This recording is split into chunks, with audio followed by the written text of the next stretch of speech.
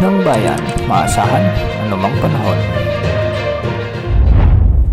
Magandang araw po sa ating lahat. Narito na ang pinakahuling update sa magiging lagay ng ating panahon ngayon at sa magiging lagay ng panahon sa mga susunod pang mga araw. Sa kasalukuyan ay southwest monsoon o habagat ang nakakaapekto sa ating bansa. At dahil nga sa weather system na ito, ay makakaranas ng maulap na papawirin na may mga kalat-kalat na pagulan at pagkidlat-pagkulog ang malaking bahagi ng Western Visayas sa may Negros Island Region, sa may Zamboanga Peninsula, sa may Northern Mindanao, sa may Occidental Mindoro, Romblon at sa may Palawan. Ang mga lugar na ito ay pinapayuhang maging alerto sa banta ng mga biglaang pagbaha o pagguho ng lupa, lalo na kung may mga umiiral na katamtaman at minsan ay malalakas na pag-ulan. Para naman sa Metro Manila at nalalabing bahagi ng ating bansa ay magiging bagyang maulap hanggang sa maulap naman ang mga kalangitan na may mga tsansa ng mga kalat-kalat na pag-ulan. Dulot ito ng umiiral na severe thunderstorm. At sa hapon nga na ito ay may mga pag-ulan dulot ng mga thunderstorm sa Luzon,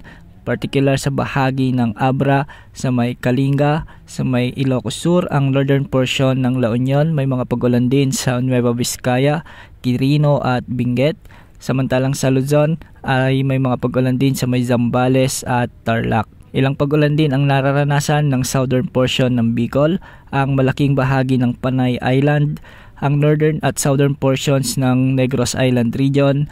May mga pag-ulan din sa kanlurang bahagi ng Eastern Visayas at ang timog na bahagi ng Bohol. Apektado naman ng mga cloud clusters o pag-ulan ang malaking bahagi ng Zamboanga Peninsula, Soc-Sargen, Bangsamoro Region at Northern Mindanao, at may mga pag-ulan din sa silangang bahagi ng Caraga Region. Ang mga pag-ulan na ito ay posibleng magdulot ng mga pagbaha at pagguho ng lupa, lalo na kung may mga katamtaman at minsan ay malalakas na pag-ulan. Samantala, patuloy naman nating minomonitor ang cloud cluster sa silangan ng Mindanao at ayon sa ilang global wind models ay posibleng mag-develop ito bilang sama ng panahon o bagyo sa mga susunod na araw, particular sa araw ng Miyerkules. Inaasahang lalakas ito at hahatakin ng habagat na posibleng magpaulan naman sa malaking bahagi ng ating kapuluan na magsisimula sa huling bahagi ng linggong ito. Base sa mga global wind models ay posibleng lumakas ito at lalapit sa may extreme northern Luzon at ang susunod na pangalan ng bagyo